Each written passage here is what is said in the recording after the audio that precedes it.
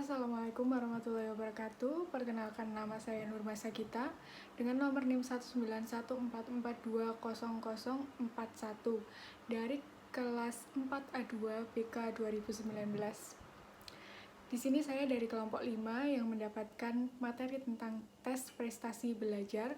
Ingin sedikit memaparkan materi tentang tes prestasi belajar. Untuk yang pertama, di sini saya akan memaparkan tentang pengertian tes prestasi belajar. Tes prestasi belajar merupakan alat pengukuran hasil belajar siswa. Tes ini digunakan dalam menguji, mengevaluasi, dan membimbing siswa dalam pembelajaran. Selain itu, dengan tes prestasi belajar, guru dapat mengevaluasi program pembelajaran yang sudah disusun dan selanjutnya menjadikan hal tersebut sebagai acuan untuk proses pembelajaran selanjutnya. Jadi, tes dapat berguna untuk mendeskripsikan kemampuan belajar siswa, mengetahui tingkat keberhasilan dari pembelajaran, menentukan tindak lanjut hasil penilaian, dan memberikan pertanggungjawaban. Yang selanjutnya ada jenis tes prestasi belajar selama proses pembelajaran. Yang pertama ada awal pembelajaran atau tes penempatan. Tes yang diberikan pada awal pembelajaran atau jika memulai unit pembelajaran baru yang mencakup keterampilan persyaratan yang dianggap perlu dalam pembelajaran yang telah direncanakan. Sebagai contoh, sebuah tes keterampilan tentang jumlah bilang mungkin perlu diberikan awal pembelajaran materi perkalian bilangan. Siswa yang kurang dalam keterampilan persyarat dapat diberikan pekerjaan perbaikan atau remedial, atau mereka bisa ditempatkan di bagian khusus yang memiliki prasyarat yang lebih rendah. Yang selanjutnya yaitu selama pembelajaran atau tes formatif dan diagnostik.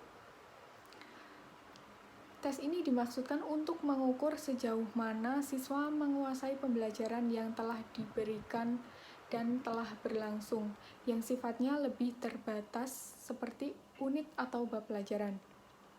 Untuk memberikan balikan atau feedback bagi penyempurnaan program pembelajaran atau bahan ajar mengajar, serta untuk mengetahui kelemahan-kelemahan yang memerlukan perbaikan. Tujuannya adalah untuk mengidentifikasi keberhasilan atau kegagalan pembelajaran, sehingga siswa dapat mengatur pembelajarannya selanjutnya. Yang selanjutnya adalah tes sumatif. Tes ini diberikan di akhir pembelajaran dengan tujuan memberikan predikat penguasaan atau peringkat.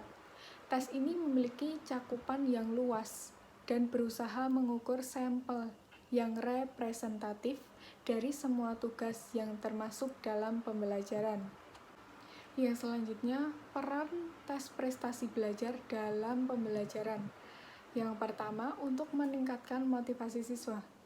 Tes yang disusun dengan baik dapat memotivasi siswa untuk bekerja sesuai dengan tujuan pembelajaran dengan menumbuhkan aktivitas belajar yang lebih tinggi dengan mengarahkan tes secara langsung menuju tujuan pembelajaran maupun dengan menyediakan pengetahuan yang diharapkan. Yang selanjutnya, meningkatkan ingatan akan pembelajaran.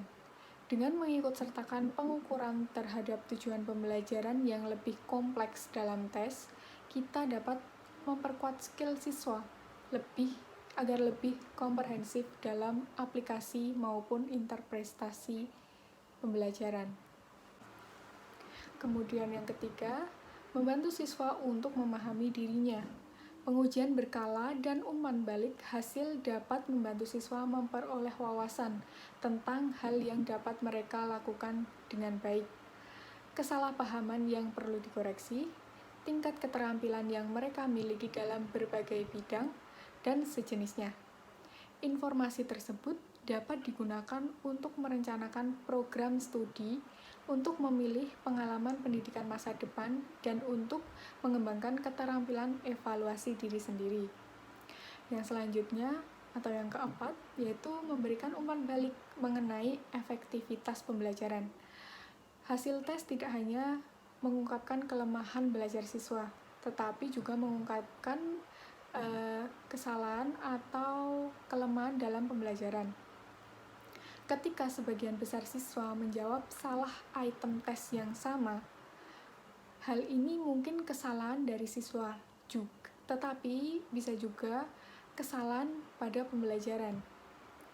Guru yang mengalami kasus ini harusnya mempelajari kenapa hal ini bisa terjadi. Misalnya dengan melakukan diskusi dengan siswa pasca tes. Itu untuk tindak lanjutnya. Kemudian yang selanjutnya adalah prinsip pengukuran tes prestasi belajar. Yang pertama, tes prestasi harus mengukur hasil belajar yang telah dibatasi dengan jelas dan dengan tujuan instruksional. Yang kedua, tes prestasi harus mengukur satu sampel yang representatif oleh program instruksional atau pengajaran. Yang selanjutnya, tes prestasi harus berisi item-item dengan tipe yang paling cocok guna mengukur hasil prestasi belajar yang diinginkan. Yang selanjutnya, tes prestasi belajar harus dirancang sedemikian rupa agar sesuai dengan tujuan penggunaan hasilnya. Kemudian yang selanjutnya, reliabilitas tes prestasi harus diusahakan setinggi mungkin dan hasil ukurannya harus ditafsirkan dengan hati-hati. Kemudian yang terakhir, tes prestasi harus dapat digunakan untuk meningkatkan para anak didik. Demikianlah pemaparan saya tentang tes prestasi belajar. Banyak kurangnya mohon maaf. Saya ucapkan terima kasih dan wassalamualaikum warahmatullahi wabarakatuh.